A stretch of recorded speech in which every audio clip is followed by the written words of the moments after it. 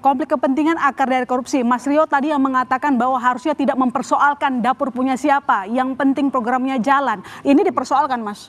Ya, jadi begini Mbak Ilona, kita harus mengetahui ketika penunjukan sebuah titik maupun mitra yang akan menjalankan sebuah titik dapur, katakanlah, itu harus menggunakan juknis yang sudah disediakan oleh BGN. Dari tadi kita berbicara titik yang di-approve yang akhirnya terafiliasi dengan individu A, B, atau C. Tapi kita lupa juga banyak sekali titik-titik yang di-apply oleh banyak orang yang juga ditolak. Kenapa? Karena tidak memenuhi kriteria daripada juknis. Apakah itu kriteria daripada lahannya, apakah itu kriteria daripada bangunannya, sarana prasarananya, tenaga kerjanya, sistem pembuangan limbahnya, sistem sanitasinya, dan sebagainya macamnya. Itu tidak memenuhi syarat sehingga akhirnya ditolak. Ini artinya apa? Dalam penunjukan sebuah titik daripada SPPG, terlepas dari siapapun yang mengajukan, itu tidak dilihat siapanya. Tapi apakah syarat dan prasyarat yang memang diperlukan itu dipenuhi atau tidak. Begitupun juga ketika SPPG tersebut sudah beroperasi. Lebih dari 8.000 SPPG sudah ditindak. Itu tidak pernah memandang SPPG ini punya si A atau punya si B. Tapi apakah SPPG ini menjalankan SOP atau tidak. Dan kalau kita berbicara concern soal daripada food safety, kami sepakat zero tolerance. Dan Partai Gerindra akan selalu menggencarkan pengetatan dari pengawasan ini agar tidak ada toleransi sama sekali. Mas Rio, karena Anda yang mengatakan soal zero tolerance, yang saya ingat, mungkin orang-orang di sini juga ingat, ketika ada dapur bermasalah, Pak Dadan selalu mengatakan masih kami berikan kesempatan, meski mereka sudah bikin kesalahan. Anda bilang tadi zero tolerance, berarti itu enggak dong? Oh, begitu ada, kita bahkan tidak menunggu sampai ada kasus keracunan Mbak Ilona. Bahkan ketika ada penyimpangan daripada penyiapan bahan baku, penyimpanan bahan baku, itu langsung ditindak dengan apa? Dengan di-freeze. Itu kan ada SOP dan mekanismenya. Langsung kita freeze dapurnya, kita lakukan evaluasi menyeluruh, perbaikan kita minta, kalau tidak bisa dilakukan tutup permanen. Kalau sudah diperbaiki baru diizinkan kembali untuk beroperasi.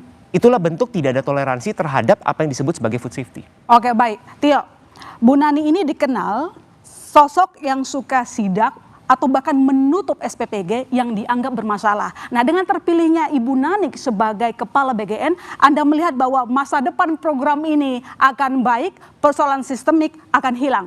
Gimana? Saya pengen apresiasi Mas Trio dulu, public speakingnya lebih bagus daripada Pak Presiden. Kepala BGN dicopot, Pak Dadan dicopot diganti Bu Nani.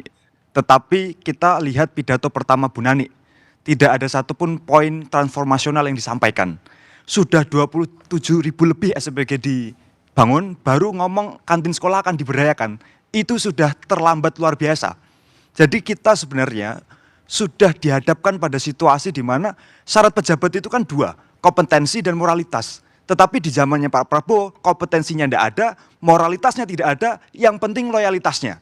Bu Nani itu kalau kita ngomong kompetensi, kompetensinya apa? Beliau adalah seorang wartawan yang kebetulan jadi tim ses, sempat punya masalah moral yaitu masalah Bu Ratna Sarumpait yang bikin kebohongan publik, lalu loyal pada Pak Prabowo menjadi wakil kepala BGN, lalu hari ini dipilih sebagai kepala BGN. Jadi menurut Mas kalau wartawan nggak kompeten? Loh, apa hubungannya wartawan dengan pengelolaan gizi anak-anak, Mas Trio? Silakan dijawab. Oh enggak, maksud Mas kalau seorang ya apa hubungannya wartawan tidak ada kompetensi dengan ahli gizi? Dengan keperluan Badan Gizi Nasional. Mohon maaf dengan segala hormat, tidak perlu untuk menjalankan program BGN itu harus menjadi seorang ahli gizi. Ya, yang diperlukan adalah mengetahui wajah dari istana kita bahwa kompetensi memang tidak diperlukan. Terima kasih konfirmasinya Mas Trio. Bukan kompetensi tidak diperlukan Mas, tidak perlu menjadi backgroundnya adalah seorang ahli gizi. Yang diperlukan adalah bagaimana menjalankan program ini agar program ini tepat sasaran, memanage supply chain-nya, mengelola tata kelolanya, agar program ini dapat bermanfaat. Ya, ini mengkonfirmasi apa yang saya sampaikan, bahwa kompetensi dan morality tidak diperlukan. Yang diperlukan adalah loyalitas. Terima kasih. Jadi menurut Anda, Bu Nani intinya adalah hanya punya loyalitas tapi tidak kompetensi begitu. Coba